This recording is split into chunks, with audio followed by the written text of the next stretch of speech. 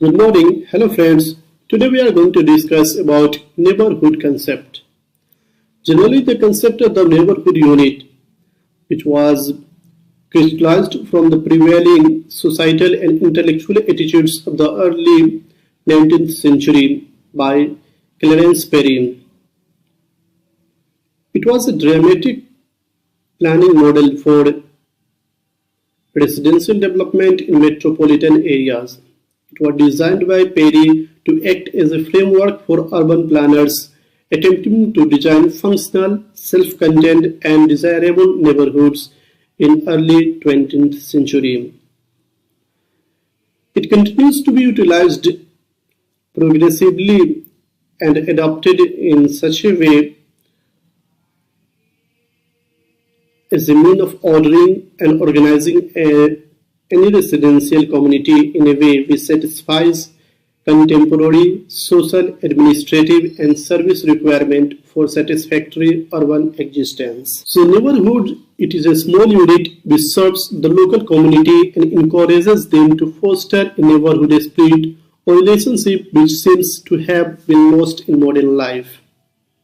So neighborhood planning is to organize neighborhood residents and seek their inputs throughout the planning process. Evolution of neighborhood planning. Neighborhood unit is introduced by Clarence Arthur Perry. The Perry's neighborhood unit concept began as a means of insulating the community from the ill effect of burgeoning seas of vehicular traffic. The neighborhood unit is a planning concept evolved in response to the degenerated environmental and societal condition fostered as a consequence of industrial revolution in 19th century. Clarence Perry's conceptualization of the neighborhood unit is very good work.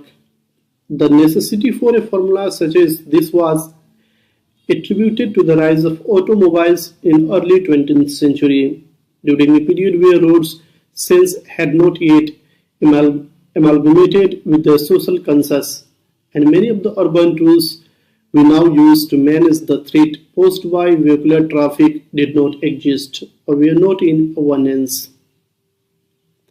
Perry considered the neighborhood in this time period as an island locked amidst pursuing sea of vehicular traffic, dangerous obstacle which prevented children from safely walking to nearby playgrounds and amenities. Perry's neighborhood unit concept began as a means of combating this obstacle. Ultimately, it evolved to serve a much broader purpose of providing a disciplined identity for the concept of the neighborhood and of offering designers a framework for disseminating the city into smaller sub-areas, that is suburbs. The purpose of neighborhood planning: to make the people socialize with one another, to enable the habitant to share the public amenities and recreational facilities of the neighborhood area, to support a safe and healthy environment within the neighborhood, to provide safety and efficiency to road users and pedestrians, to maintain, enhance and improve areas for recreational activity, to determine communities' prospect for the future. So purpose of the neighborhood planning is manifold, and this will enhance the quality of life in the neighborhood. Principles of neighborhood planning. There are different principles involved in planning of the neighborhood facilities. How different facilities should be located within a walkable distance. How a neighborhood can be divided into different sectors. What will be the optimal size of a neighborhood? What will be the street pattern or system or movement of the people? What will decide the boundaries of a neighborhood? How we can develop a protective strips to segregate one neighborhood from another or segregate neighborhood from other uses. Layout of buildings, how the different buildings should be placed in a neighborhood so that it can create common open space. how the shopping centers should be located within a walking distance so that women and children can access the commercial facilities with safety and security.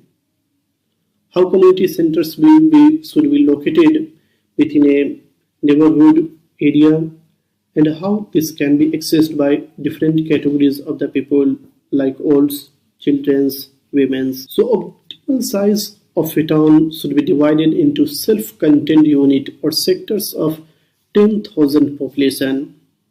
This is further divided into smaller units called neighborhood units. This should be around 2,000 to 5,000 based on the requirement of one primary school. The size of the unit is therefore limited to about 1 to 1.5 square kilometer, that is within the walkable distance of 10 to 15 minutes for the children, for women and older peoples, so that they can access all the facilities available within the neighborhood and they can enjoy a good level of living. So how the boundaries of a neighborhood should be decided? The unit should be bounded on all its sides by main roads wide enough for traffic. Protective strips. These are requirements to protect the neighborhood from annoyances of traffic and other environmental pollution, to provide suitable facilities for developing parks, playgrounds, road widening schemes in future. These are also called minor green belts of the neighborhood. Internal streets. How the internal streets should be planned in a neighborhood. The internal streets are designed to ensure safety to the people and the school-going children in particular, since the mothers are anxious every day till the safe return of the child. So internal streets should be protected and direct vehicular traffic should be prohibited. The internal streets should circulate throughout the unit with easy access to the shop and community centers. Restricted entry of the vehicles or through traffic should be done. Layout of buildings. To encourage neighborhood relation and secure social stability and balance, houses to suit the different income groups should be provided, such as single family houses, double family houses, cottages, flats, etc. Shopping centers. Each shop should be located on the circumference of the unit, preferably at a traffic junction and adjacent to the neighborhood unit, so that one shopping center can be utilized by adjoining 2 or 3 neighborhoods. Community centers.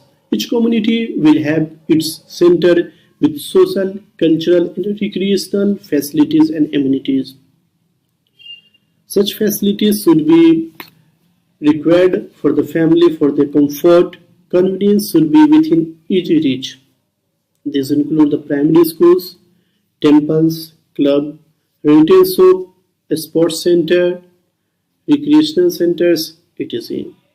This should be located within 1 kilometer to 1.5 kilometer in the central place, so as to form a nucleus to develop social life of the unit, so that everyone who are residing at the periphery of the neighborhood, they should be able to walk within 1 kilometer and access the community facilities available in their neighborhood.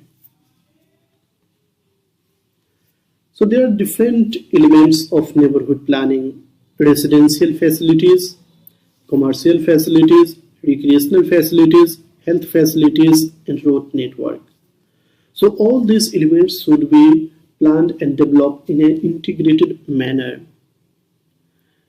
All residential units should be placed in an adjacent manner, but it should create some common open space. Commercial facilities should be located at the junction of the road, so that adjoining neighborhood can access the facilities.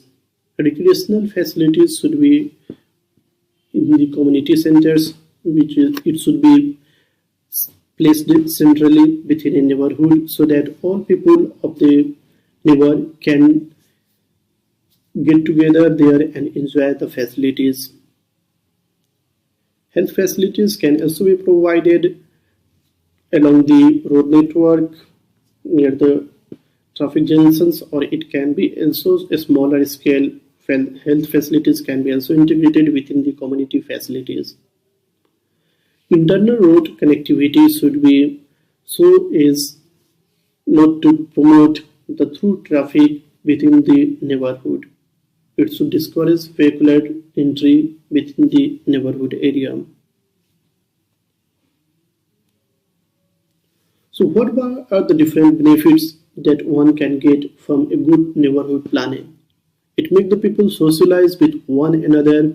It improves the communication in focus areas. It helps a neighborhood identify its strength and evaluate its own resources. It helps to build a consensus about what should be accomplished. It encourages creativity, builds partnership both within and outside of the neighborhood.